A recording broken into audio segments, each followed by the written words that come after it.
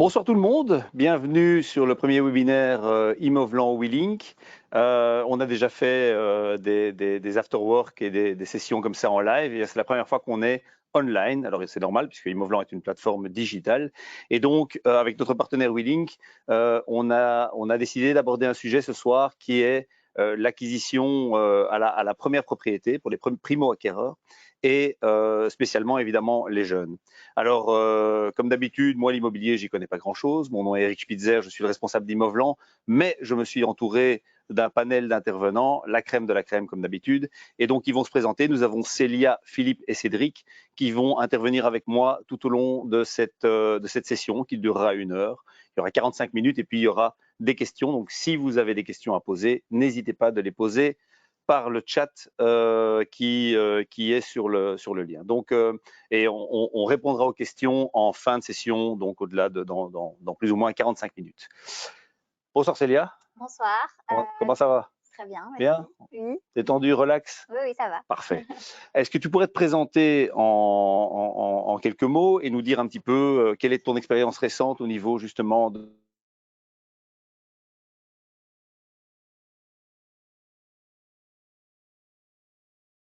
du merveilleux monde de l'immobilier? Oui, bah donc moi tout d'abord j'ai 24 ans, j'ai acheté un terrain avec mon compagnon et donc voilà, on a parcouru cette étape ensemble, on a eu beaucoup de questionnements et donc c'est pour ça qu'aujourd'hui je partage mon expérience pour justement aider les prochains acheteurs à savoir où aller et comment faire, quoi chercher, etc. Et tu as acheté dans quelle région, dans quel coin? J'ai acheté à Aiguezé. Région Wallonne donc? Oui. Wallonne, Tout à fait. bien. Philippe. Bonsoir tout le monde, bonsoir à tous les gens que je ne vois pas. Je me prénomme effectivement Philippe. J'ai été invité à ce webinaire pour partager mon expérience en tant que papa, non pas en tant que candidat acquéreur. J'ai 2 fils qui ont eu chacun un parcours différent par rapport à leur projet immobilier, mais qui sont finalement arrivés à la même conclusion. Ils sont devenus propriétaires et probablement qu'au cours de notre webinaire, j'aurai l'occasion d'expliquer un petit peu. En fait, tu nous éclaireras un petit peu sur leur parcours, c'est l'objectif. Oui. Et donc, on en a 2 pour le prix d'un, puisque tu es seul, mais tu représentes 2 expériences. C'est formidable. Et puis, on a Cédric. Bonsoir. Eh bien, moi, je vais représenter le bureau WeLink et je vais essayer de vous expliquer comment est-ce qu'on peut éventuellement essayer d'accompagner, répondre aux questionnements que peuvent avoir les jeunes, comment les parents peuvent accompagner leurs enfants et les aider à accéder à la propriété, puisque souvent, il y a énormément de questions qui vont se retrouver là autour et il ne faut pas laisser des gens seuls, isolés. Il y a toute une série de personnes qui peuvent aider et encadrer dans cette opération et donc c'est dans ce cadre-là qu'on va intervenir pour accompagner les gens. Absolument. Alors, plongeons directement dans le vif du sujet avec la première question. Pourquoi être propriétaire? Pourquoi devenir propriétaire?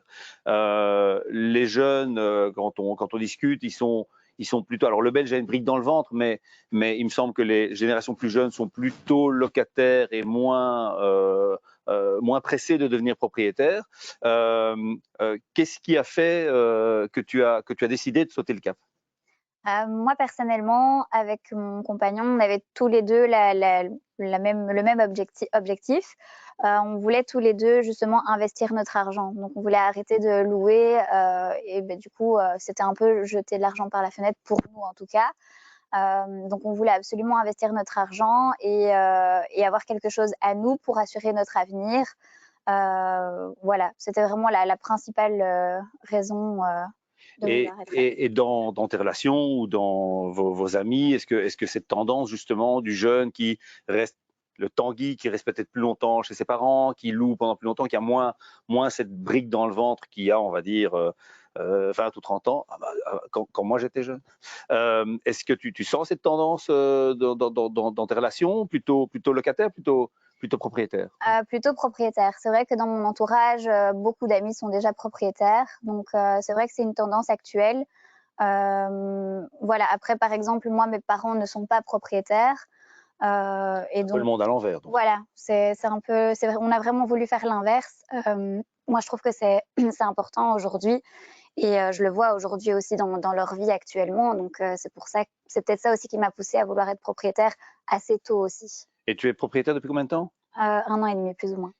D'un terrain? Oui. Donc il faut construire? On est occupé de construire, c'est presque fini. D'accord. On sera invité pour la pendaison de crémaillère. Oui, bien sûr. Évidemment. Et après 1 an et demi, juste en 10 mots, pas de regret, toujours content d'avoir fait le pas? Oui, franchement, aucun regret. Alors, c'est très stressant, mais c'est la plus belle expérience. Ok. Franchement. Philippe, à nous deux. Donc 2 enfants, Oui. 2 opérations, mais 2 parcours différents. Oui, absolument. Raconte-nous un petit peu. Donc, pour l'honneur au plus ancien, donc à mon fils Christophe, qui lui, comme parcours, il a commencé par de la location. D'accord. Donc, Quel âge a-t-il? il vient d'avoir 30 ans. D'accord. Donc, il a eu 30 ans la semaine passée. Il y a déjà quelques années, et en fait, c'est ça l'élément déclencheur au niveau d'une famille, c'est que les enfants, à certains moments, veulent prendre leur indépendance, quitter le noyau familial. Et c'est à ce moment-là, évidemment, que se pose la question, qu'est-ce que je fais? J'achète ou je loue? Donc lui, il a commencé par louer sur Bruxelles. Il était en colocation avec des connaissances de ses études. Et puis, il a rencontré une jeune fille. L'âme sœur. Voilà. Et donc, ensemble, ils ont décidé d'acheter un appartement sur Bruxelles également. Donc, et ça, il y a 1 an et demi à peu près qu'ils ont franchi le pas. Et alors toi, ton intervention par rapport justement à cette décision, comment ça s'est... Qu'est-ce que tu leur as amené comme plus-value, comme aide? Comment est-ce que tu les as guidés là-dedans? Forcément, lorsque on se positionne comme papa, on souhaite aider ses enfants. Les conditions du marché aujourd'hui sont telles que c'est pas facile pour un jeune couple d'acquérir un bien. Donc, j'ai effectivement, nous avons, parce que je parle également au nom de mon épouse, nous avons aidé nos enfants, mais je pense ce qui est aussi très important, c'est le rôle de conseil. Tout à fait. Pas uniquement le rôle de financier où on apporte une garantie, où on apporte de l'argent. Je pense que l'échange que j'ai eu avec mes enfants était très enrichissant pour connaître un petit peu quel était leur projet. Guidance. Et voilà, pouvoir leur guider, partager ma propre expérience évidemment et essayer de les convaincre. C'est pas toujours facile de les convaincre. Et c'est plutôt toi qui as dû les convaincre ou eux qui sont venus avec l'idée et qui t'ont demandé? Ouais, ça se passe plutôt sur une forme de débat. On discutait très franchement aussi avec les futurs conjoints. Donc, d'une manière générale, ça s'est passé, ça s'est très très bien passé. De manière relaxe. Oui, bien sûr. Et l'autre? Et la décision finale, de toute façon, leur appartient. Bien sûr. Et donc l'autre fils? À l'autre, plus jeune, lui, il a un parcours, je crois, assez pas atypique, mais très très ambitieux. Dès qu'il a quitté la maison, il a voulu acheter. Il a voulu acheter un appartement. Alors, il faut savoir que Frédéric était kiné, à peine diplômé, il a ouvert son cabinet et il a tout de suite voulu son indépendance et donc procéder à l'achat d'un appartement. Donc au début, moi, je ne voulais pas. Je trouvais que c'était trop tôt parce que quand on est indépendant, jeune indépendant, on ne sait pas trop comment on va remplir le frigo déjà. Et puis bon, voilà. Et donc, enfin, je pense qu'il a eu quand même des arguments convaincants. Puis je connais mon fils, forcément. Et il a fait beaucoup de démarches lui-même. Il avait trouvé un appartement qui était à des prix raisonnables.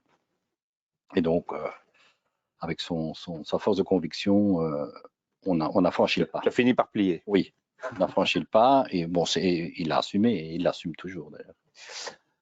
Cédric.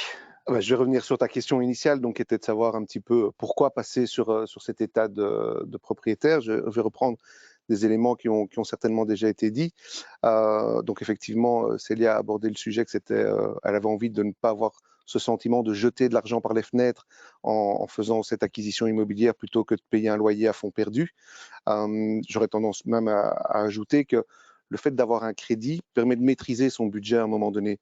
Le loyer, on ne sait pas vers quoi on tend, on sait le loyer qu'on a aujourd'hui, on ne sait pas celui qu'on aura demain avec les indexations, l'inflation, sujet vraiment du moment, alors que le crédit, on le signe aujourd'hui, on sait ce qu'on va payer demain, on sait ce qu'on paye pendant toute la durée, et en plus ce crédit à un moment donné, il est fini. On a fini de payer, c'est terminé, alors que quand on est propriétaire, on est locataire, on continue à payer ad vitam aeternam son gentil propriétaire, qu'on enrichit lui d'un autre côté. Après, il y a un tout tas d'autres avantages aussi à être locataire, hein. Le locataire ne se soucie de rien, il ne s'occupe que de l'entretien. Le propriétaire, lui, doit prendre en charge les grosses rénovations du bâtiment en plus. Il y a une série de taxes également qu'il va falloir s'acquitter. Donc voilà, il y a un sentiment de liberté qu'il peut y avoir quand on est locataire. Il peut y avoir les deux. On peut se dire on est propriétaire, donc on a la liberté, on est chez soi et voilà. Et d'un autre côté, on est locataire, on n'aime plus l'appartement, on n'aime plus l'endroit, on a envie de plus grand, on peut bouger de manière plus facile et plus rapide. Mais il y a les deux. Tiens, au niveau justement chez Wheeling, vous constatez cette tendance aussi des jeunes qui assez tôt veulent quand même devenir propriétaires? Nous, on le voit de plus en plus. On a vraiment une clientèle de jeunes qui se présentent quand même depuis un certain nombre d'années, qui sonnent de plus en plus tôt. Donc effectivement, avoir des gens qui ont début de vingtaine est quelque chose qui, je ne vais pas dire est le gros du marché d'aujourd'hui, mais se fait de manière beaucoup plus courante qu'il y a 15 ans où effectivement le client moyen avait plutôt 30, 40 ans même. Donc on sent ce sentiment d'avoir ce besoin d'être propriétaire, d'avoir son bien, son toit pour assurer ses vieux jours. Oui, et puis sans doute que, alors c'est une affirmation, mais c'est aussi une question, est-ce qu'avec la crise, la guerre, l'inflation, etc., on ne se dit pas, ok, là, c'est bien que j'ai un peu de sécurité. Est-ce que ça a joué dans les décisions ou dans votre satisfaction de l'avoir fait, le fait qu'aujourd'hui, les loyers, il y a une inflation forte, donc les loyers risquent d'augmenter, il y a une certaine tranquillité par rapport à ça, j'imagine. Oui, en effet, oui, en tout cas pour mon fils aîné qui a cet appartement à Bruxelles. Déjà, j'étais très satisfait qu'il fasse lui cette opération parce que je pense qu'au niveau du prix, il avait eu cet appartement à un prix correct. Et effectivement, la conjoncture actuelle où les taux hypothécaires ont quand même, augmentent fortement et que les prix de l'immobilier malgré tout continuent à augmenter, l'inflation et tous ces facteurs-là, effectivement, me rassurent par rapport aux engagements qu'eux ont pris sur de long terme et qui sont fixés, en fait. Oui, tout à fait. Donc, c'est très rassurant. Et quand on construit, on n'a pas. Mais toi, tu es en train de terminer la construction. Oui. Donc tu passes. Oui, on est sur la fin.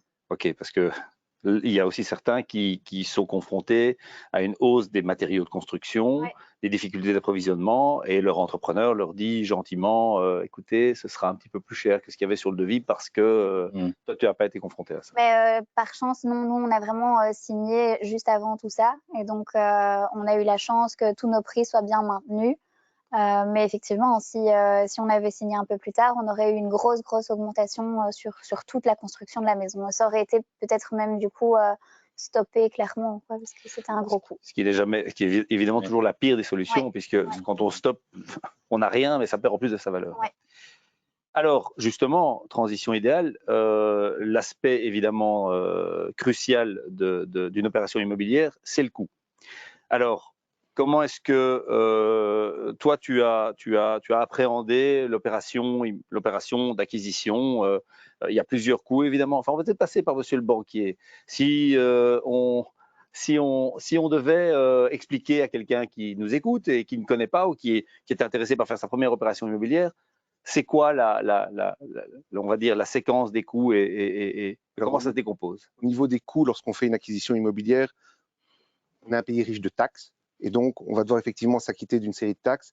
La première, généralement, ce sont les droits d'enregistrement. C'est une taxe simplement pour authentifier votre état de propriétaire du bien et d'assurer dans un livre que le joli appartement que vous allez acheter ou la belle maison, elle vous appartient à vous, Célia. Voilà, c'est le bien vous appartient. Il y a un notaire qui va travailler, donc accessoirement, il faut payer les différentes recherches qu'il va devoir faire et ses honoraires. Communément, généralement, on appelle ça les frais de notaire, l'ensemble, les droits d'enregistrement et les honoraires du notaire. Ensuite, lorsque vous allez souscrire un crédit, il va falloir de nouveau payer une nouvelle taxe, qui est celle pour authentifier la dette que vous allez avoir vis-à-vis d'un organisme financier ou d'un tiers. L'acte de crédit. Qu'on appelle généralement l'acte de crédit, enfin le coût d'une inscription hypothécaire, d'un mandat ou d'une promesse. Donc c'est équivalent aussi à une taxe qu'on paye. Et puis après, vous avez des petits frais accessoires sur le côté qui peuvent être présents. Les frais de dossier lorsque vous présentez une demande de crédit, enfin quand vous signez une offre de crédit plutôt, pas quand vous faites la demande. Ça peut être des frais d'expertise également pour justifier la valeur du bien que vous allez acheter, confirmer que vous achetez au juste prix ou que vous faites une bonne affaire, ou vous donnez l'opportunité peut-être de vous retirer dans certains cas si vous avez fait une mauvaise affaire. Et puis après, vous avez toute une autre série de frais qui viendront par la suite quand vous êtes propriétaire, qui sont effectivement le précompte immobilier à payer, l'impôt sur le revenu cadastral. Voilà, ce sont des petites choses auxquelles il va falloir faire face, mais qui en soi ne sont rien. Et alors, en termes d'ordre de grandeur, si on achète une maison à 200 000 € ou à 300 000 €, alors on a ça ici. On vous présente là les différents chiffres dans les différentes régions, où on s'est focalisé sur le prix de l'acquisition d'une habitation propre et unique. Donc c'est son premier bien. On doit répondre à une série de critères dans les différentes régions pour pouvoir bénéficier de ces taux réduits, puisqu'en région bruxelloise, vous allez profiter d'un abattement sur les 175 premiers 1000 €, moyennant des conditions de se domicilier dans le bien dans un certain délai, d'y rester une certaine durée, que le bien soit acquis pour moins de 500 000 €. Enfin voilà, toute une série de critères qui viendront en conséquence. Et on voit donc que pour un achat de 200 000 €, on a quand même une petite addition complémentaire de 14 000 € qu'il faut prévoir pour pouvoir acheter le bien. Et on voit qu'en Flandre, on est plus ou moins sur un chiffre équivalent, puisque là, les droits d'enregistrement sont réduits à 3% lors de la première acquisition, moyennant d'autres critères pour pouvoir en bénéficier. Les régions sont toutes différentes. On est sur des impôts régionaux. Et alors, vous avez la région wallonne, où là, ils seront les moins généreux, j'ai envie de dire, ou en tout cas dans l'accessibilité à la propriété, puisque là, on va généralement parler de 12,5%. Si on a un revenu cadastral qui est supérieur à 745 €, ce à quoi on est relativement vite aujourd'hui. Donc, dans certaines régions, on va pouvoir peut-être plus facilement bénéficier d'un taux réduit à 6%. Mais donc là, on est effectivement sur une addition un petit peu plus conséquente, puisque pour une même acquisition de 200 000 €, on va payer 20 000 € de plus que. Et donc, on voit que sur une acquisition de 200 000 €, on est grosso modo entre 15% et 7% pour les régions les moins coûteuses. Par contre, on constate que le notaire flamand, bruxellois ou wallon perçoit exactement la même chose. C'est toujours la même chose. Et rassurez-vous, les notaires qui peuvent éventuellement dans l'audience, les 4 800 € ce ne sont pas que des honoraires de notaire. Il y a beaucoup de petits frais administratifs qui sont là-dedans. Oui, et puis il faut savoir que les frais de notaire sont régis barémisés par arrêté royal, donc c'est pas le notaire qui décide. Pas à la tête du client. Voilà. Justement, on voit déjà qu'il y a quand même une matrice à certaines entrées, hein, il y a pas mal de choses. Toi, en décidant de franchir le cap, est-ce que tu étais au courant de cette décomposition des prix? Oui et non. En fait, au tout début, on regardait justement pour acheter une maison existante. Oui. Et c'est justement en ayant ensuite cette décomposition de montant qu'on s'est dit, OK, c'est pas possible de partir sur une maison existante parce qu'on devait apporter beaucoup plus que si on prenait un terrain et ensuite qu'on construisait notre maison. Donc au tout début, oui, j'étais pas du tout au courant de tout ça. Je me doutais bien qu'il fallait apporter une certaine somme, mais pas. Oui, mais il y a une double question. Il y a la question de l'effort propre, mais ça, on va y revenir un peu plus tard. Ouais. Et il y a aussi la question de savoir, tiens, 200 000, la maison, elle est à vendre, on voit ça ou le terrain sur un site, chez un agent immobilier, à 200 000, 300 000. Est-ce que tu as eu le réflexe de te dire, OK, 300, donc 330 Oui, okay. Oui, tout à fait. Ouais. Tes enfants, la même chose? Oui, je pense, effectivement. On a un comptable, si je ne m'abuse. Oui, absolument. Oui. Quelqu'un qui est au courant. Et ils étaient bien au courant de tous les frais qui venaient gréver la valeur d'acquisition du bâtiment. Et le fait, notamment que ce soit qu'il y ait un taux réduit, ou en tout cas un montant qui est exempté des droits d'enregistrement à Bruxelles, a été aussi un facteur qui a influencé la décision d'un de mes fils. Ils étaient plutôt partants pour Bruxelles, mais le fait aussi qu'ils pouvaient économiser de l'ordre de 20 000 €, c'était un élément qui était important dans l'équation. OK. Alors, question peut-être un petit peu triviale, naïve et finalement, mais question de base. Pourquoi être propriétaire? Qu'est-ce qui t'a motivé? À quel moment tu t'es dit, moi je veux devenir propriétaire? J'en ai assez de payer un loyer. Qu'est-ce qui a été le point de bascule? À quel moment tu t'es dit, voilà, moi le loyer c'est terminé? Et est-ce qu'il y a un élément spécifique qui a déclenché cette décision? Disons que personnellement, depuis toujours, j'ai toujours voulu être propriétaire, de parce que j'ai vécu avec mes parents. qui ont toujours, eux, été locataires. Mais ce qu'il y a, c'est que forcément, ils avaient toujours un propriétaire au-dessus d'eux et forcément, il y avait les indexations des loyers. Si le propriétaire voulait récupérer sa maison, il était en droit de la récupérer, donc il fallait déménager. C'est toutes des choses où j'avais l'impression qu'il n'était pas vraiment maître de la situation. Et voilà, moi, j'avais vraiment besoin d'avoir quelque chose à moi dont je suis décisionnaire. Ok, ça c'était on va dire la mentalité déjà dans la vision des choses. Ouais. Mais à quel moment, en fait, tu as été locataire? J'ai été locataire, mais très très peu de temps. Ok, donc c'était déjà ancré. Dès que tu as pu sauter le pas, c'était bon. Même chose, parce que de nouveau, être locataire a aussi des avantages. Et finalement, il y a un moment où on se dit, on passe le cap, on franchit l'étape. Qu'est-ce qui a fait chez tes enfants que le kiné, c'était directement? Oui, le kiné, c'était direct. Ils voulaient effectivement pas payer un loyer. Enfin bon, c'est l'argument classique. Ils préféraient rembourser un emprunt, une sorte d'économie forcée et avoir son propre bien. Mon autre fils, je pense qu'il est d'une nature un peu plus prudente. Il a commencé par faire une colocation pendant 3-4 ans, comme je l'expliquais lors de l'introduction. Et l'événement déclencheur, évidemment, c'est le fait d'avoir rencontré ou d'avoir décidé avec sa petite amie de s'installer ensemble. En même temps, ils auraient pu louer ensemble. Ils auraient pu louer ensemble, mais bon, nous sommes propriétaires, les parents l'ont fait aussi, donc je pense que ça rentre plus dans la logique d'être propriétaire pour eux également. Donc la brique dans le ventre est encore bien présente. Sans aucun doute. Oui, et puis l'avantage aussi d'être propriétaire, c'est que ça nous donne aussi une certaine certitude. Lorsqu'on est locataire, on dépend de son propriétaire. S'il décide de récupérer son bien ou de le vendre et que le nouveau propriétaire veut le récupérer pour son occupation personnelle, le locataire en dépend et pourrait se retrouver presque du jour au lendemain. Mais Oui. il y a des délais à prévoir, mais il pourrait se retrouver demain alors qu'il est peut-être très bien depuis 10 ans dans cet appartement ou dans cette maison. Et on a aussi la liberté en tant que propriétaire de faire ce qu'on veut chez soi, moyennant des respects de permis éventuellement, mais on a cette faculté de pouvoir dire « Ah, j'y suis bien, j'ai envie d'agrandir », j'agrandis. Quand vous êtes chez un propriétaire, vous êtes locataire, là, à ce moment-là, pas question simplement de dire à votre propriétaire « Je voudrais une chambre en plus, une nouvelle véranda », ça ne se présentera pas de la même manière. Donc ça, c'est le gros avantage. Effectivement, quand on y est bien, le fait d'être propriétaire permet d'y rester, de garder cette certitude de rester longtemps. Oui, et puis il y a autre chose qui intervient aussi, je pense, c'est le fait que on a un loyer, d'accord, et on a son remboursement. Alors on essaye de faire en sorte, et j'imagine que les banquiers sont attentifs à ça, que quand on paye un loyer depuis un certain nombre d'années, eh bien, on a la capacité de payer, de décaisser cette somme, et donc on peut la consacrer au remboursement d'un crédit hypothécaire. Mais ce qu'on oublie ou ce à quoi on ne pense pas toujours, c'est la plus-value. Au bout d'un certain temps, évidemment, le bien prend de la valeur.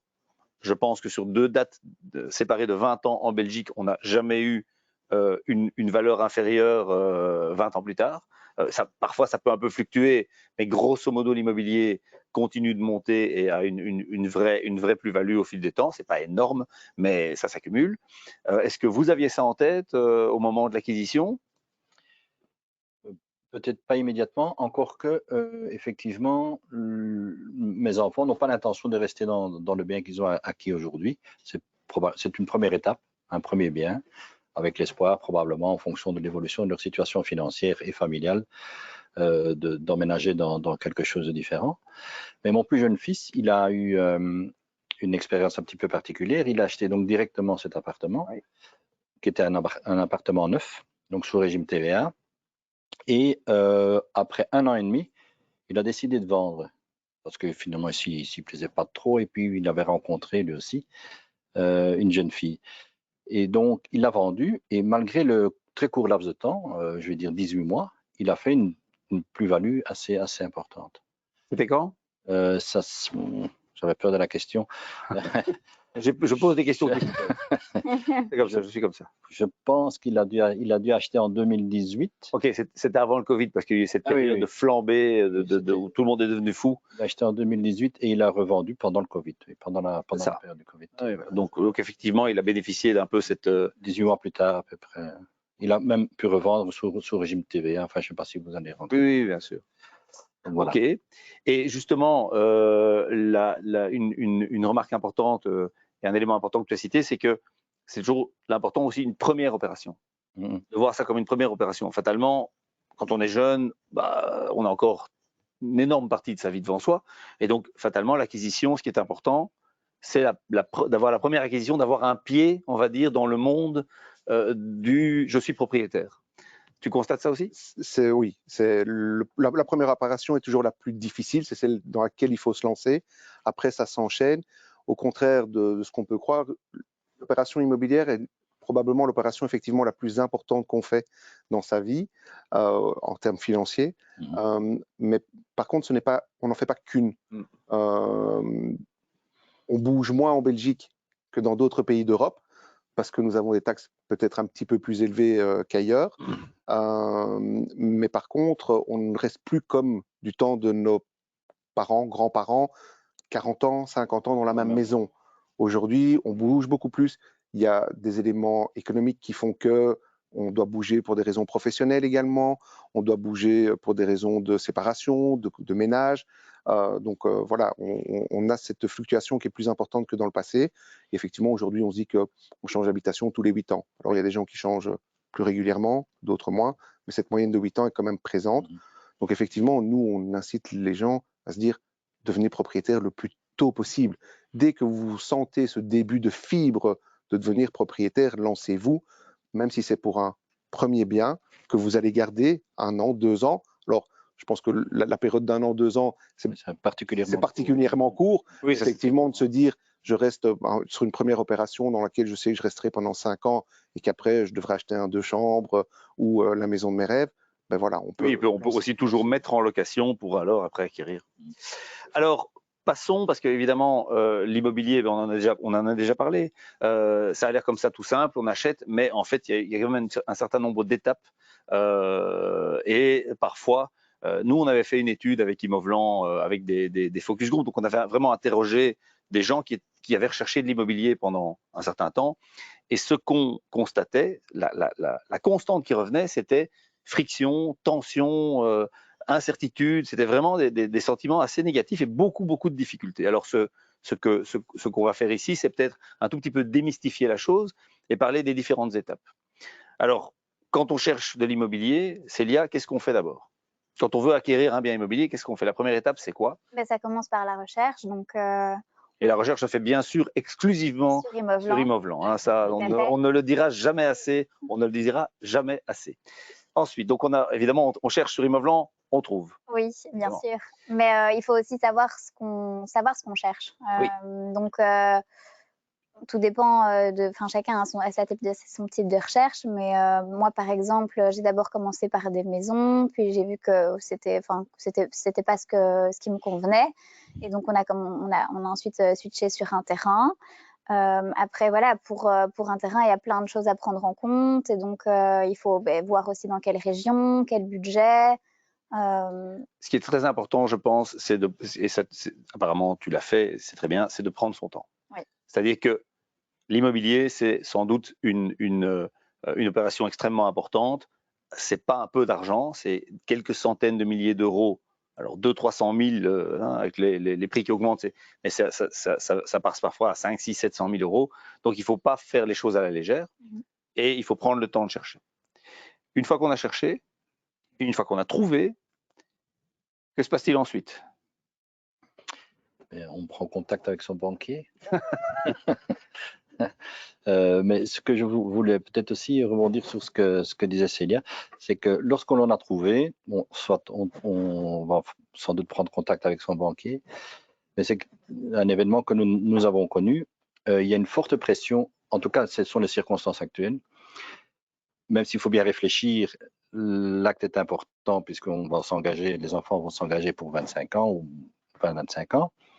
Il y a une énorme pression sur les acquéreurs ou candidats acquéreurs du fait du marché actuel, les conditions de marché actuelles. Le marché est extrêmement tendu pour le moment. Voilà. Donc ici, c'est du vécu. Ils ont dû se décider en 3 jours pour acheter leur maison parce que mon fils Frédéric qui a vendu son appartement est maintenant à l'achat d'une maison. Il va signer un compromis dans les jours qui suivent. Ils ont eu 2-3 jours pour se décider. Et encore, le vendeur voulait bien faire affaire avec eux, mais pour autant qu'il n'y ait pas de clause suspensive, par exemple, puisqu'ils avaient un autre candidat acquéreur qui, lui, ne mettait pas la clause suspensive. D'où l'importance d'avoir une excellente relation avec son banquier. Ce qui était le cas. Donc, effectivement, il a pris contact avec son banquier, que je ne citerai pas, mais qui a été très efficace et qui l'a rassuré, qui l'a bien aidé dans toutes ces démarches. Autant il faut prendre son temps. On est dans une opération très émotionnelle parce qu'on va acheter un bien dans lequel on vit, mais il faut aussi prendre un côté rationnel à un moment donné. Donc, il ne faut pas toujours s'emporter et ne voir que le coup de cœur. Il faut prendre son temps également pour revisiter le bien une deuxième fois, réanalyser ce qui se passe autour du bien, aller le revisiter à une autre heure.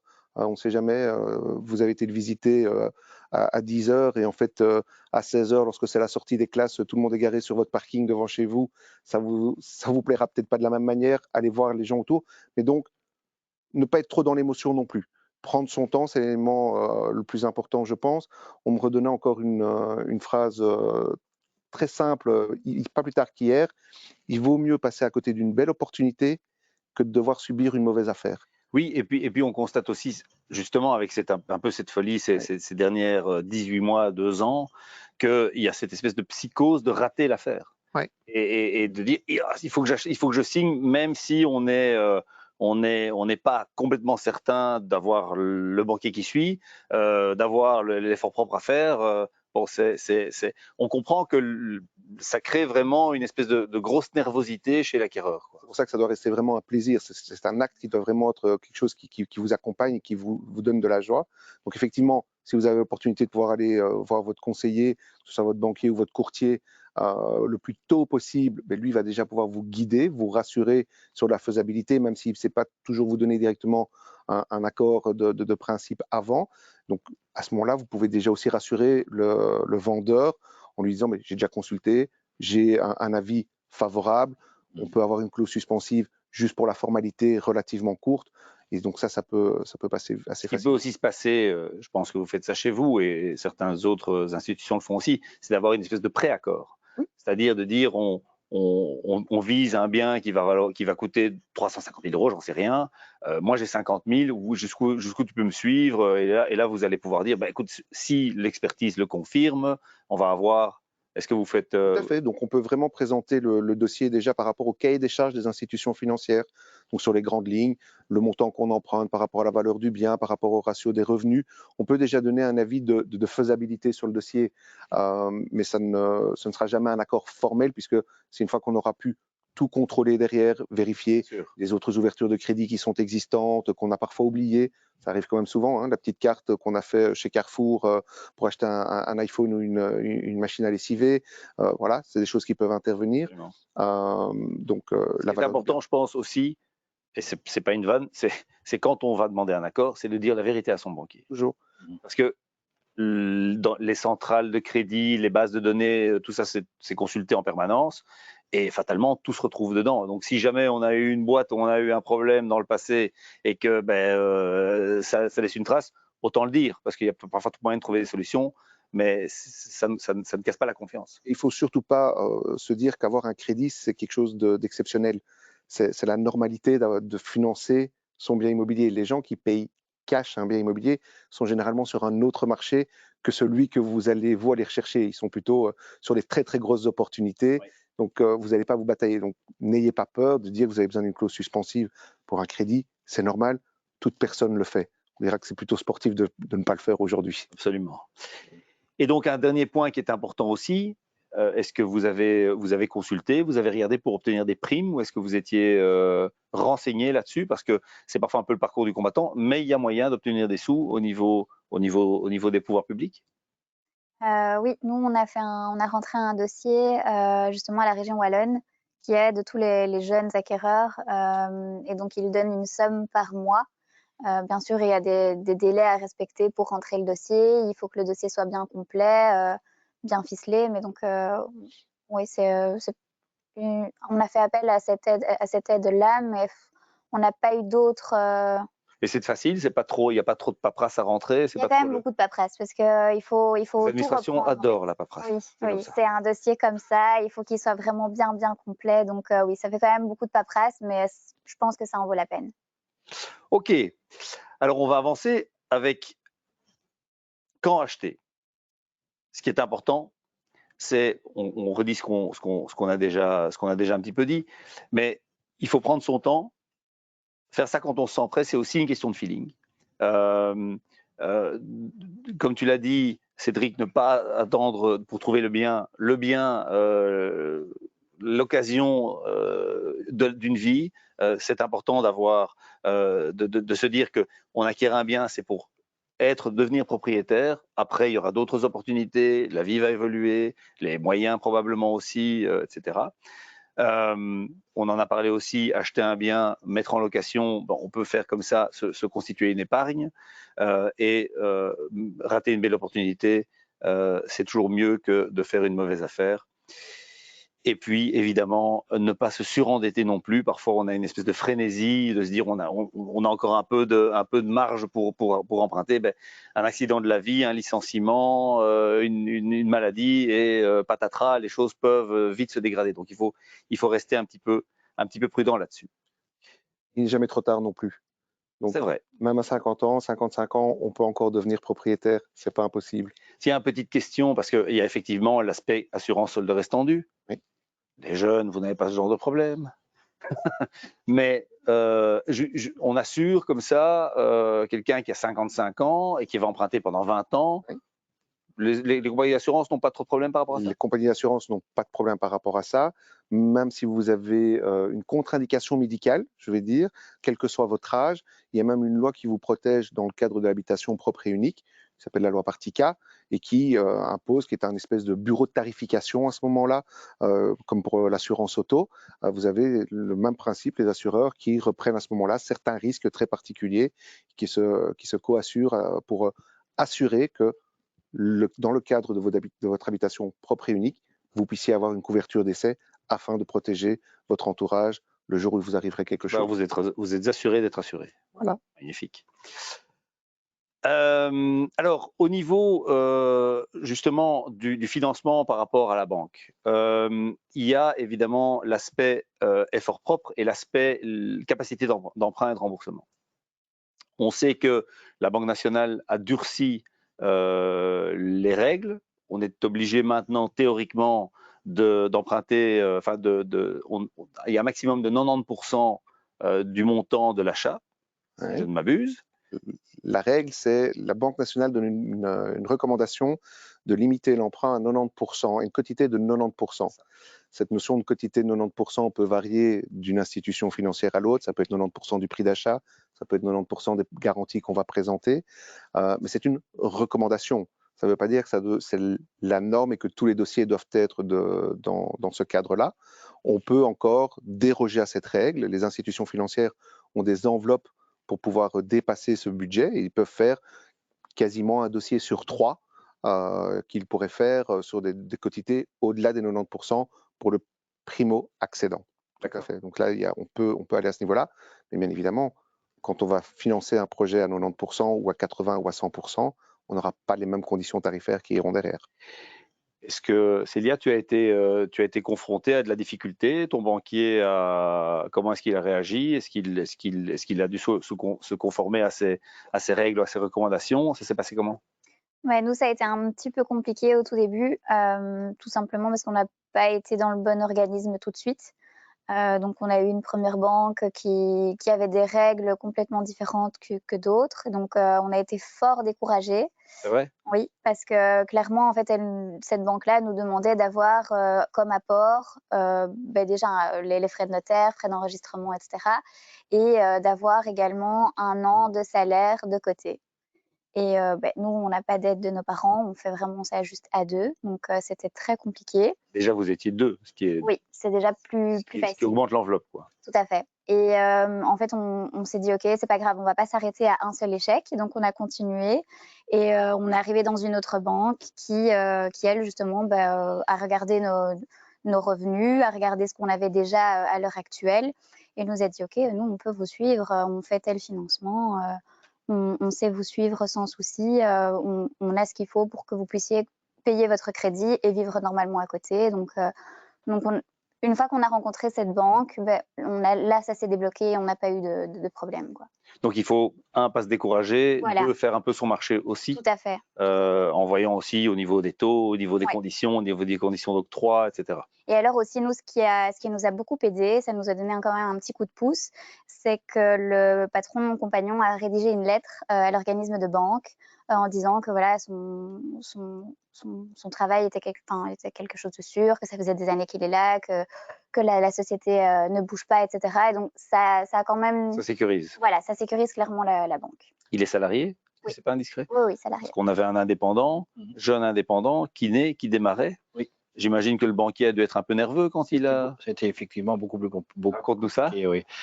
Même si, in fine, ça s'est correctement passé, mais effectivement, le banquier voulait certaines garanties qu'il ne pouvait évidemment pas obtenir de la part de mon fils, puisqu'il ne pouvait même pas montrer une déclaration fiscale antérieure, puisqu'il n'en avait pas encore, puisqu'il était étudiant quelques mois avant.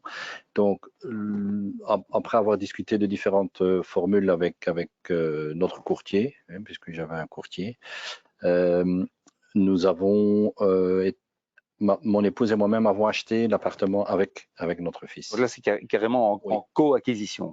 On aurait pu peut-être faire une caution, une garantie, mais il s'est avéré que la solution qui a été préconisée par notre courtier était d'acheter avec notre fils.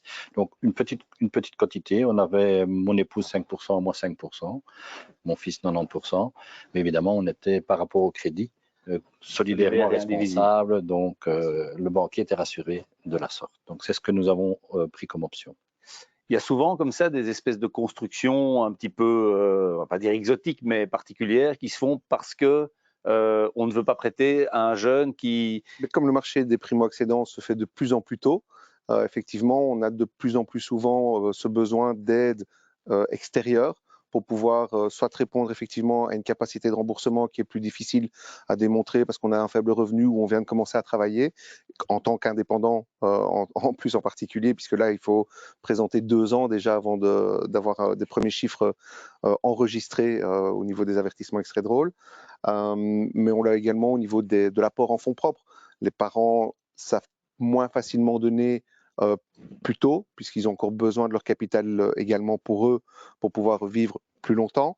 Le coût de la vie augmente et donc on a de plus en plus de constructions où effectivement les parents interviennent soit comme co-acquéreurs dans le bien des enfants afin d'être co-solidaires au niveau du crédit, où on a également des parents qui vont venir mettre en gage un bien complémentaire à l'acquisition de leurs enfants pour ne pas être à ce moment-là caution solidaire du crédit, mais affectant hypothécaire et pouvoir aller négocier des meilleures conditions peut-être au niveau de l'organisme financier et financer effectivement peut-être l'achat, voire peut-être même les frais dans ce cas-là.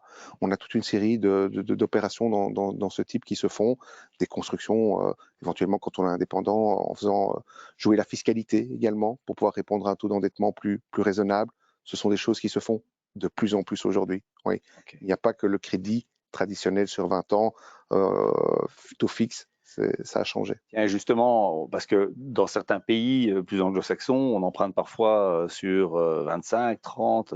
Est-ce qu'on constate aujourd'hui plus d'emprunts vous avez emprunté sur quelle période? 25 ans. 25 ans. Oui, les enfants aussi 25, oui. Tous les deux, 25 ans. OK. C'est une tendance qu'on constate? Alors 25 ans, 20-25 ans, c'est la norme aujourd'hui. Effectivement, selon l'âge, on va être dans ces normes-là. On a beaucoup d'organismes qui présentent des solutions sur 30 ans. On a même connu 40 ans chez certains de nos fournisseurs par le passé. Mais généralement, quand on se retrouve dans des solutions telles que celle-là, on a des taux d'intérêt qui commencent à fortement monter. Et donc, le différentiel de mensualité n'en vaut généralement pas la peine. Quand on regarde son tableau d'amortissement, c'est quand même très triste, quoi. On paye beaucoup d'intérêts au début et on commence à rembourser le capital beaucoup plus tard. Donc on va plutôt travailler sur d'autres solutions avec éventuellement des mensualités qui vont croître à travers le temps, ou avec des remboursements différés. Voilà, il y a ce genre de choses-là qui se mettront éventuellement en place pour répondre à ces Au niveau des choix, est-ce que plutôt neuf ou plutôt existant? Qu'est-ce qui t'a poussé vers le neuf, Célia? Mais donc, nous, on s'est dirigé vers le neuf tout d'abord, dans un premier temps, par rapport à l'apport qu'on devait Parce qu'en plus, c'est mettre. du neuf que tu fais construire. Oui, tout à fait. Donc, c'était vraiment d'abord par rapport à cet apport. Et puis ensuite, on s'est rendu compte qu'on avait quand même pas mal d'exigences vraiment pour la maison en elle-même. Et donc, on s'est dit pourquoi pas partir d'une page blanche et vraiment faire quelque chose qu'on a envie. Parce que moi, personnellement, je voulais vraiment une maison dans laquelle je vais rester le plus longtemps possible. Pourquoi pas l'agrandir plus tard. Et donc voilà, je voulais vraiment faire quelque chose tip-top dans mes envies. Neuf ou existant? Et il y a eu les deux, encore une fois. Donc, même si la période de temps était relativement courte, le premier achat de mon plus jeune fils, c'était du neuf, c'était un appartement. Ok, dans une promotion, quoi. Oui, voilà, on fait une petite promotion où il y avait 7 appartements à Waterloo. Et donc, maintenant, il est sur l'acquisition d'une maison existante. Et mon autre fils a acquis un appartement existant dans un bâtiment qui a 15 ans à peu près. Et eux, le neuf, c'était pas, pour lui, le neuf, c'était pas une option. Pourquoi cette décision? Ils n'ont pas vraiment, je pense pas qu'ils l'aient envisagé. C'était probablement une question de prix. Ok. Parce que le neuf, forcément, revient un peu plus cher qu'un bâtiment, qu'un appartement existant c'est un bâtiment d'une quinzaine d'années. Et donc, grâce à ça, cet appartement était plus dans son budget que d'acquérir quelque chose de neuf. Qui forcément, on rajoute les 21% de TVA et tous les autres frais, ça revenait beaucoup plus cher. Donc, ça sortait un peu de son enveloppe. Au niveau du financement, la TVA, on la finance aussi? Alors ça joue, c'est souvent le critère au niveau des quotités qu'on va emprunter ou du cash disponible dans une opération qui va faire qu'on va s'orienter vers du neuf ou de l'existant, puisqu'on a l'avantage effectivement aujourd'hui, c'est la norme dans le financement d'acquisition neuve, on va pouvoir valoriser la TVA et donc pouvoir la financer. On a pris un petit exemple où effectivement sur un bien de 200 000 €, on voit que le coût, toute charge comprise, est plus élevé dans du neuf que dans l'existant. Mais par contre, on a besoin de faire un apport en fonds propres nettement moindre que dans de l'existant. Ça, c'est quand même relativement important. Et donc, pour pouvoir négocier un bon dossier, on peut donc se permettre d'avoir un dossier de crédit même un peu supérieur que dans de l'existant. C'est le gros avantage. Petite question, on va dire subsidiaire, au niveau des taux, on lit et on entend partout que ça monte. Est-ce que il y a lieu de vraiment se presser au niveau de la répercussion des taux sur l'emprunteur et le taux que les courtiers et les banques proposent? Est-ce que ça monte vite, ça monte un petit peu? Est-ce qu'on a un peu de tranquillité encore? Comment est-ce que tu vois ça? Alors, la boule de cristal, je ne l'ai pas. Ah bon? Pour pouvoir dire quelle est la tendance finale qu'on va avoir au niveau des taux. Mais aujourd'hui, oui, les taux d'intérêt ont fortement augmenté. Si on compare simplement un taux qu'on pouvait avoir chez un fournisseur encore au 1er janvier et pour la même solution de crédit aujourd'hui chez le même fournisseur, on a pris grosso modo 1,2%. Donc c'est quand même relativement conséquent, en passant de quelque chose comme 1,50 à du 2,70 aujourd'hui. Donc revoir aujourd'hui des taux qui avoisinent les 3% dans des bonnes conditions n'est pas quelque chose d'anormal. J'ai plutôt tendance à dire que c'était les taux bas qu'on a connus ces 3-4 dernières années qui étaient plutôt une tendance anormale, mais des grilles taux donc, avec des 4-5%, c'est ce qu'on connaissait il y a 10 ans, il y a 15 ans, donc il ne faut vraiment pas s'affoler, ça reste du supportable. Est-ce qu'il faut se précipiter? Non, jamais se précipiter. Ça, c'est vraiment la dernière chose à faire. On l'a déjà dit au début, prenez votre temps.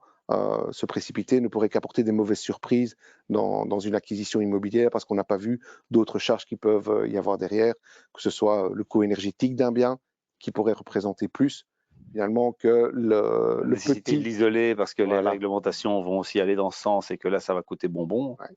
Donc, c'est là qu'il faut faire attention. On discute, c'est très agréable, mais le temps passe. Et donc, je pense qu'il est temps de conclure avant de peut-être répondre à l'une ou l'autre question. Mais donc, en conclusion, si tu devais nous résumer en quelques mots ton parcours, ton expérience, qu'est-ce que tu dirais? Qu'est-ce qui t'a marqué? Qu'est-ce que tu as appris que tu ne savais pas? Comment est-ce que tu peux nous résumer ça? Pour résumer mon expérience, moi, ce qui m'a marqué, c'était surtout quand j'ai su que je pouvais construire. Parce que pour moi, je pensais que dès le départ, j'allais acheter quelque chose d'existant et que voilà, je pourrais pas construire la maison de mes rêves. Donc, par rapport à ça, justement, je pense qu'il faut vraiment prendre ces renseignements un maximum, discuter avec plein de gens. Et dans mon expérience, j'en ai parlé beaucoup autour de moi et je pense que c'est aussi ça qui nous a aidés à vraiment conclure oui, au final. Ou finalement, surprise agréable, puisque tu as pu acquérir quelque chose auquel tu te disais, je vais peut-être pas pouvoir prétendre dans un premier temps. Voilà, tout à fait. Et là où aussi j'ai beaucoup appris, c'est par rapport à toutes les étapes qu'il faut suivre. C'est toutes des étapes que je ne connaissais pas. Et que je pense que beaucoup de personnes ne connaissent pas encore tant qu'ils ne sont pas lancés dedans. Et donc, je pense que c'est vraiment important de communiquer. Je crois qu'il ne faut pas hésiter effectivement à demander à son notaire, voilà. à son banquier, à son courtier ou à ses parents s'ils sont propriétaires, ce qui n'était pas ton cas, mais voilà, il y a du partage d'expérience à faire. C'est ce que toi tu as fait. Et toi, ton expérience par rapport au parcours de tes deux enfants? Oui, je dirais que d'une manière générale, c'est une expérience enrichissante parce qu'on a développé un projet ensemble finalement, même si c'est eux qui ont payé les conséquences, c'est eux qui payeront le crédit. Mais malgré tout, ça a permis d'avoir des débats clairs entre nous, avec les enfants. Et aussi, je pense que ce qui est important de la part des parents qui souhaitent accompagner leurs enfants dans ce genre de projet, c'est d'être assez ouvert sur ce que on peut faire ou on veut bien faire, de sorte que les enfants comprennent un petit peu. La discussion est importante. Voilà, je pense que c'est très très important d'avoir un bon contact avec ses enfants par rapport à un beau projet finalement. Et j'encourage beaucoup de gens, des jeunes, de se lancer. Et ceux dont les parents ne sont pas intéressés, Philippe va afficher ses coordonnées maintenant sur l'écran. La personne la plus importante, évidemment, a le mot de la fin, c'est comme ça. Alors, si je peux juste dire, effectivement, faites-vous plaisir, faites-le quand vous vous sentez prêt. N'attendez pas le dernier jour. Ça ne doit surtout pas être une corvée. Prenez le temps, comparez, que ce soit sur Imovlan. Regardez tout ce qu'il y a, ne vous focalisez pas juste sur une annonce, regardez toutes les autres qu'il y a autour, il y a moyen de faire des comparaisons. Quand vous voyez un bien beaucoup plus cher que les autres, c'est qu'il y a une raison. Si vous en voyez un beaucoup moins cher que les autres, il y a une raison, il y a de la source d'information. Ce que tu dis est tout à fait vrai. La première boussole qu'on doit avoir, c'est le bon sens. Tout à fait. C'est vraiment de se dire, si c'est trop beau pour être vrai, nous on constate, alors c'est au niveau de la location, mais quand on a des appartements de 120 mètres carrés au centre-ville alloués pour 500 €, mais il faut faire un virement de 500 € pour le bloquer, ne le faites pas. Il y a des arnaques, on essaie de les expurger, mais donc si c'est trop beau pour être vrai, méfiance parce que alors il y a anguille sous roche. Et toujours, dès que vous pouvez, aller voir un conseiller, que ce soit votre banquier ou un courtier, posez-lui les questions, allez voir un notaire. Ils sont là pour vous aider, pour pouvoir répondre à toute une série de questions, effectivement, que ce soit juridique ou financière, pour avoir le juste budget. Et ne voyez pas trop grand, voyez peut-être plusieurs opérations, parce qu'il n'y a pas qu'un crédit à payer, il faut encore savoir vivre à côté. Moi, je dis toujours, quand on dort bien, tout se passe bien. Et si vous commencez à avoir ça sur votre tête et que c'est un poids, c'est que ce n'était pas la bonne opération. Tout à fait. On me dit dans le cas, Régie, et dans l'oreillette, qu'il n'y a pas de questions sur le chat pour le moment. Il y a une question? Il y a une question. Ah, quand il n'y en a plus, il y en a encore. Bon, en attendant, je vais peut-être vous raconter une joke.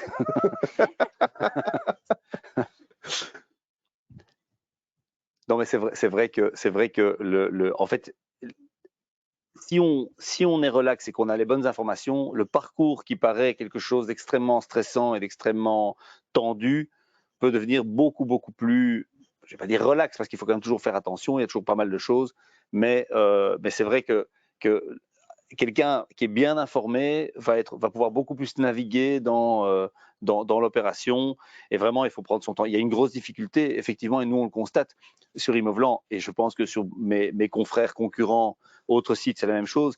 On a plus de biens, mais ils restent beaucoup moins longtemps en ligne. Ouais. C'est-à-dire que effectivement, il y a cette opportunité. Et moi, j'ai des agents immobiliers partenaires qui me disent, on peut se passer de mettre les biens sur les plateformes. Ça part presque tout seul. Quelle est la meilleure option quand on achète un terrain? La meilleure option. Question courte. Oui, Oui. et pas super claire en ce qui me concerne.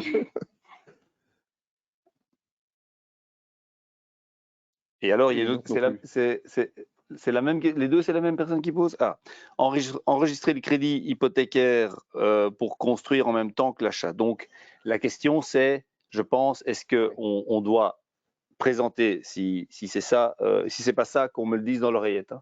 Hein. Mais est-ce qu'on doit présenter le dossier complet avec l'achat du terrain et la construction en une fois, ou est-ce qu'on doit d'abord acquérir le terrain et puis phaser? Alors, ce n'est pas une obligation de financer en même temps sa construction et son terrain. Ça fait quoi? Le terrain, et puis tu as regardé avec les entrepreneurs, ou Oui, en tu fait, avais un projet complet? on a d'abord trouvé le terrain, donc, mais on avait dès le départ demandé le montant total de ce qu'on pourrait emprunter. Ok. Et donc après on a fait le prêt Et puis vous pour le avez essayé terrain, de et trouver puis, l'entrepreneur voilà. pour rentrer dans les clous, quoi. Voilà, c'est ça. Ok. Oui, parce qu'il y a des gens qui achètent des terrains pendant parfois des années, soit pour leur jour ils décident de construire, soit même à titre de placement.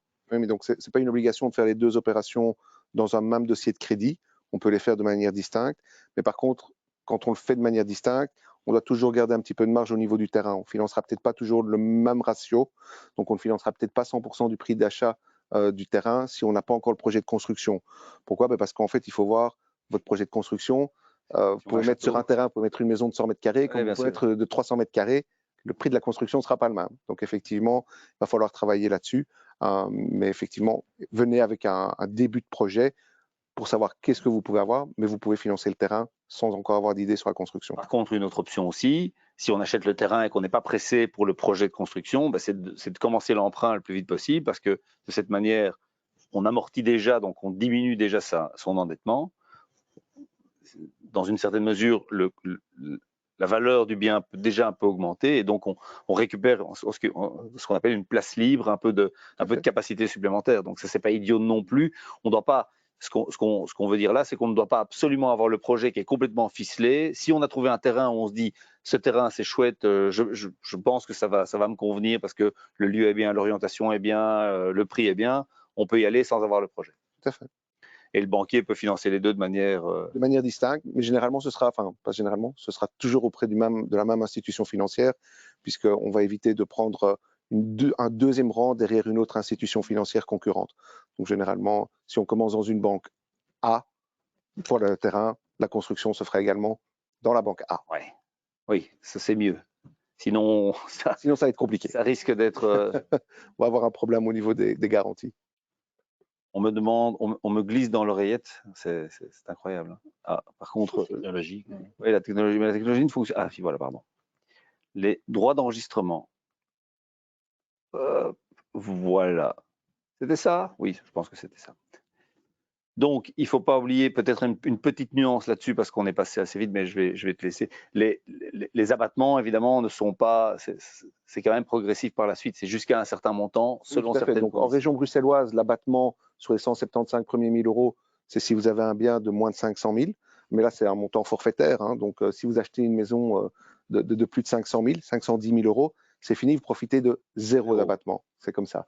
Et donc, par exemple, sur un bien qui vaut 350 000 euros, pour faire simple, on aura région bruxelloise, payé des droits d'enregistrement sur 350 moins 175. Tout à fait. Si on a une maison de 475 000 euros, on va payer des droits d'enregistrement sur 300 000 euros. 475 moins 175.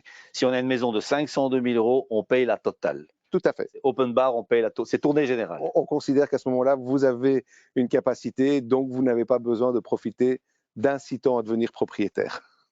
C'est vrai que généralement, en région bruxelloise, lorsque vous allez arriver sur des biens de plus de 500 000 euros, c'est peut-être qu'effectivement, c'est peut-être pas votre première opération. C'est peut-être justement, vous êtes passé par les autres cases, vous avez profité précédemment des abattements, et que donc cette fois-ci, on se dit, monsieur et madame peuvent payer plein pot les droits d'enregistrement.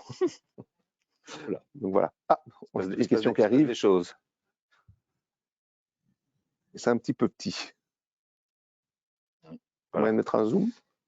Et alors, en Flandre, il y a toujours le fameux principe du sac à dos. Ça existe La encore? portabilité des droits d'enregistrement, C'est ça. c'est terminé ça. C'est terminé? Ouais. Ah, Fini, c'est avec les nouvelles réglementations. Par contre, maintenant, les droits d'enregistrement ont été fortement diminués en région flamande. oui, on voit ça. Donc, voilà. C'est 3% depuis le premier centime. Tout à fait. Oui, mais il n'y a plus ils ont perdu aussi ce qu'on appelle le woonbonus qui est tombé. Donc, Toute la fiscalité qui était autour de l'acquisition de l'habitation propre et unique a été quasiment supprimée partout. Ils avaient encore juste le chèque en région wallonne. Et pour le reste, c'est déduction. On supprime le revenu cadastral au niveau de l'impôt des personnes physiques. Point barre. alors, la digue a cédé. Les questions arrivent en cascade. Parfait. Est-il encore possible de contracter un prêt hypothécaire en étant seul? Bien sûr. Il n'y a pas de notion où il faut être deux obligatoirement pour avoir un crédit. Par contre, effectivement, quand on est seul, si on a 1 500 € de revenus, ça va être un petit peu plus compliqué puisqu'effectivement, on doit laisser un solde vital. Ça, c'est peut-être l'élément qui va changer dans le futur, c'est que ce solde vital va commencer à avoir tendance à augmenter, surtout quand on voit ce que coûte la facture d'eau, de gaz et d'électricité aujourd'hui par rapport à il y a un an. Donc voilà, mais vous pouvez être seul sans aucun problème pour emprunter. Ok. Alors, on me pose la question, la question c'est 3 salaires, point d'interrogation. Est-ce qu'on peut emprunter? J'imagine que la question est, peut-on emprunter à 3? Oui, de nouveau, il n'y a pas. Plus on est de fous, mieux on rit. Voilà, la seule chose de nouveau qu'il va y avoir, c'est quel est l'usage du bien, qui va y habiter, comment ça se passe. Si maintenant on va reprendre le cas où effectivement papa, maman et le fiston achètent ensemble un bien pour trouver une solidité financière, on ne va pas garder le même solde vital que si c'était pour vraiment un couple isolé. On va considérer qu'il y a quand même 2 familles et il faut qu'il y ait 2 fois un solde vital suffisant. C'est un petit peu normal puisque normalement, papa, maman et le fiston ne vont pas cohabiter ensemble pendant longtemps. Il y a peut-être des ménages à 3. Tout à fait, mais on doit les exclure de la base réglementaire. Ouais, on doit considérer qu'ils doivent avoir 2 revenus. D'accord, d'accord. Une question plus technique, mais on est là pour les faire remonter aussi. Qu'est-ce que c'est? Ah oui, non, en étant seul, ça j'avais encore. Quels sont les avantages pour un fonctionnaire nommé qui achète? L'apport est-il encore nécessaire? Est-ce que les banquiers, plus sérieusement, est-ce que le statut de fonctionnaire est-ce que ça a un impact plus? Alors, ça ne va pas avoir d'impact proprement dit sur le taux d'endettement qu'on va autoriser. Vous soyez fonctionnaire, indépendant ou salarié, ouvrier, c'est les mêmes taux d'intérêt, les mêmes taux d'endettement qui seront exigés par les institutions financières. Là où ça va pouvoir peut-être un petit peu influencer, c'est sur la durée du crédit, où effectivement, quand on va dépasser un âge légal de la pension, on va souvent devoir tenir compte du revenu en tant que pensionné pour voir si l'endettement tient encore la route à ce moment-là. Oui. Et donc, effectivement, le fait d'être fonctionnaire fait que généralement, on a un revenu après la pension qui est assez similaire au revenu pendant la carrière professionnelle. Et donc, ça permet de dépasser, je vais dire, cette barrière des 67 ans pour le terme du crédit. C'est l'avantage qu'on va avoir, mais on n'échappera pas aux règles d'apport de fonds propres doivent être là. Et alors, il y a un élément qu'il ne faut jamais oublier. On peut aller sur des taux d'endettement élevés dans certains dossiers. On peut financer des frais dans certains dossiers. C'est toujours 33%, la norme, on va dire, la Bible. Alors, ça, c'est l'ancienne Bible. On parlait d'un tiers des revenus qui servaient pour la charge de crédit. Oui. On a eu une tendance ces dernières années à voir ça augmenter. Réalité de marché. Dans certains cas, on peut aller jusqu'à 60%. Ça dépend du type de revenu. Oui. Si c'est des revenus locatifs, si c'est des revenus professionnels en tant qu'indépendant. Voilà, ça va influencer. Si vous êtes fonctionnaire, là, ça peut effectivement un petit peu jouer. Mais vous allez pouvoir aller à ce niveau-là. Tout comme au niveau de la quotité d'emprunt, on peut aller jusqu'à 100%, voire financer les frais dans certains dossiers. Oui. Pousser les 2 curseurs au maximum dans le même dossier, ça n'ira pas. Ça va être compliqué. Ouais. pour pas dire que c'est impossible. Donc, si vous voulez aller sur un taux d'endettement plus élevé, prévoyez un apport en fonds propres conséquent. Si vous voulez avoir un très faible apport en fonds propres, prévoyez un taux d'endettement relativement faible. C'est toujours un petit peu les curseurs qu'il faut suivre. Alors, Aurélien nous pose la question suivante. Pour faire une offre d'achat, est-ce qu'on calcule, est-ce que c'est mieux de calculer précisément tous les frais, parce que si on fait une offre d'achat qu'elle est acceptée, ben, fatalement on s'engage quelque part dans l'opération, encore que le compromis n'est pas encore signé. Mais voilà. Donc, est-ce qu'il faut, dans son équation, prévoir de manière précise les frais, crédit hypothécaire, frais de notaire, etc. Ou est-ce qu'on peut faire une offre d'achat en ayant une vague estimation des à côté, on va le dire comme ça, et qu'on fait les calculs précis une fois que l'offre est acceptée? Je pense que des personnes carrées cartésiennes vous diront calculer au plus juste dès le départ. Maintenant, après, il faut aussi savoir qu'une offre, ça engage. Tout à fait. Une offre vaut compromis, un compromis vaut acte. Vente. Donc attention à cet élément-là si vous ne prévoyez pas des clauses suspensives. Maintenant, après, des grandes disparités lorsque vous faites votre achat, si vous comptez que vous avez 15% de frais en plus de votre prix d'achat, vous êtes dans la bonne norme. Hein. Moi, si je devais donner un conseil à notre ami Aurélien, c'est on peut calculer à la grosse louche. Pour moi, c'est pas rédhibitoire, c'est pas dramatique de calculer à la grosse louche. Ce qui est plus problématique, c'est d'être trop optimiste. Voilà. C'est de dire les travaux, ouais, mais l'électricité, moi j'aime bien bricoler, je vais faire un peu d'électricité moi-même. Et peindre, je vais peindre moi-même. On va prendre un rouleau de pots de latex, on en va en avoir marre, et finalement. Donc, ce qui est très important, on peut faire un calcul approximatif en tenant compte des différents éléments et pas se dire oui mais moi je vais négocier avec le notaire, je vais lui filer 480 € et ça ira. Non, dans ce cas-ci c'est 4008. Mais il faut vraiment être réaliste et se dire, la mauvaise nouvelle, désolé de terminer comme ça, c'est qu'il y a parfois des imprévus, il y a plutôt parfois des imprévus qui montent le budget. Vous allez, j'espère, confirmer ce que je dis, enfin j'espère pas pour vous, mais hein, que plutôt que des bonnes nouvelles, on dit ah ben finalement c'est 15 000 de moins. C'est juste. Hein. Donc, ce qui est important, c'est d'être prudent pour ne pas se retrouver engagé dans une opération avec quelque part un moment où on se dit, on transpire un petit peu parce qu'il va falloir aller chercher 25 000 € et les banquiers détestent. Ah, on déteste. Ça, c'est sûr et certain. Venir redemander un complément et puis un deuxième et puis un troisième, c'est la meilleure manière de se faire, à un moment donné, de se retrouver face à une porte fermée. Par contre, avoir de trop, c'est pas un souci. Donc, si vous avez prévu 10 ou 15 000 € de trop dans votre budget et que vous ne les utilisez pas, ça part comme un remboursement anticipé dans votre dossier. Votre mensualité ou la durée de votre crédit est adaptée. Et puis voilà, c'est fini. Vous n'êtes pas obligé de dépenser de l'argent que vous n'avez pas eu besoin. Non, c'est sûr. Et puis le banquier, comme il aime bien la franchise et la transparence, il va certainement vouloir. Enfin, il est préférable d'arriver en lui expliquant réellement la situation plutôt que de dire j'ai besoin de 250, mais en fait non, finalement c'était 300. Bien. Eh bien, je pense qu'il est temps de nous quitter. Hein, il est temps de nous quitter. Il est temps de nous quitter. Je voudrais remercier nos intervenants professionnels et privés, mais certainement Célia et Philippe qui ont partagé leur expérience. J'espère que vous avez profité du moment et que ça a été instructif pour vous. N'hésitez pas à nous recontacter si vous avez d'autres questions et on se revoit bientôt pour un prochain séminaire. Bonne soirée.